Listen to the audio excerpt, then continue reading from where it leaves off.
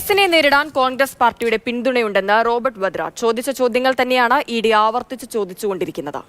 മനോഹർലാൽ ഖട്ടാർ സർക്കാർ clean chit നൽകിയ കേസിലാണ് ഇഡിയുടെ ഇപ്പോഴത്തെ നടപടി. നാളെ ബിജെപിയിൽ ചേർന്നാൽ തീരാവുന്ന കേസേ ഉള്ളൂവെന്നും വദ്ര പറഞ്ഞു. പ്രതികരണമാക്കി.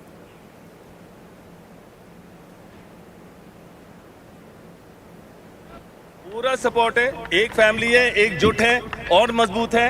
हम अपने रिश्ते रखते हैं, बीजेपी तोड़ती है 2019 में 2020 में.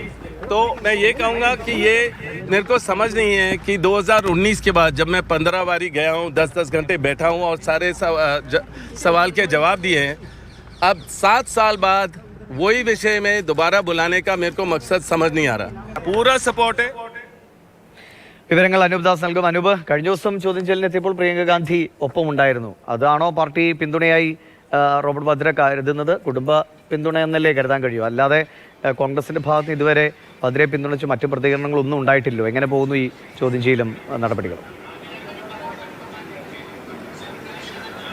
ദിവിഷ് പറഞ്ഞ പോലെ കോൺഗ്രസിന്റെ ഭാഗത്ത് നിന്ന് വദ്രയെ പിന്തുണച്ചുകൊണ്ടോ അല്ലെങ്കിൽ കേസ് നടത്തിപ്പിന് എന്തെങ്കിലും സഹായം നൽകുമോ തുടങ്ങിയിട്ടുള്ള യാതൊരു കാര്യവും ഏതെങ്കിലും ഒരു നേതാവ് പറഞ്ഞിട്ടില്ല.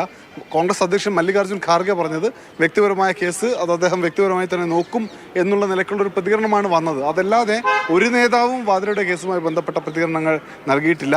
ഇന്നലെയും ഇന്നും പ്രിയങ്ക ഗാന്ധി ഇവിടെ എത്തി വാദ്രയെ ഇറക്കി വാദ്ര അകത്തേക്ക് പോയ ശേഷം മടങ്ങിപ്പോകുന്ന ഒരു കാഴ്ചയാണ് നമുക്ക് കാണാൻ പറ്റിയത്. ഇന്ന് രാവിലെയും തുടർച്ചയായ 3ാമത്തെ ദിവസവും വാദ്ര എത്തി ഹാജരായി. വാദ്ര ഇന്ന് ഉച്ചയ്ക്ക് ഭക്ഷണം കഴിക്കാൻ വേണ്ടി പുറത്തേക്ക് പോകുമ്പോൾ പറഞ്ഞത് തുടർച്ചയായി ചോദിച്ച ചോദ്യങ്ങൾ തന്നെ ചോദിച്ചുകൊണ്ടിരിക്കുന്നു. നേരത്തെ മനോഹർലാൽ ഖട്ടർ സർക്കാർ തനിക്ക് ക്ലീൻ ചിറ്റ് നൽകിയ ഒരു കേസിലാണ് വീണ്ടും വീണ്ടും വിളിപ്പിക്കുന്നത്. നാളെ ഞാനൊരു പക്ഷേ BJP ചേർന്നാൽ അവസാനിച്ചു പോകുന്ന കേസേ ഇതുള്ളൂ എന്നുള്ളതാണ്. എന്തായാലും പാർട്ടിയുടെ പിന്തുണയുണ്ട് എന്ന് വാദ്ര പറയുമ്പോൾ നമുക്ക് പുറത്തെവിടെയും ആ പിന്തുണ കാണാൻ പറ്റുന്നില്ല. വാദ്ര എന്തായാലും ചോദ്യം ചെയ്യൽ ഇപ്പോഴും അദ്ദേഹത്തിൻ്റെ ചോദ്യം ചെയ്യൽ നടന്നുകൊണ്ടിരിക്കുകയാണ്. നാളെ തനിക്ക് അവധി നൽകിയിട്ടുണ്ട്, അവധി ദിവസമായതിനാൽ.